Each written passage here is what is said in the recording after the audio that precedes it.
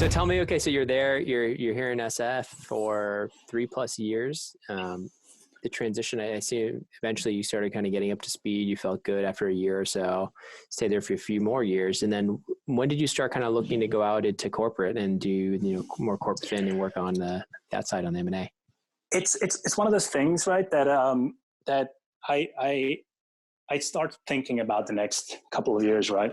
After 8 years at PwC, I was like, well, do I see myself becoming partner here?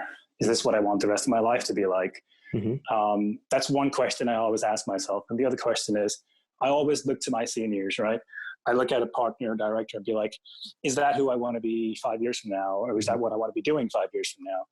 And when those questions become difficult to answer, then it's time for a change. Consulting is sort of, as folks are well aware, is nonstop, just go, go, go.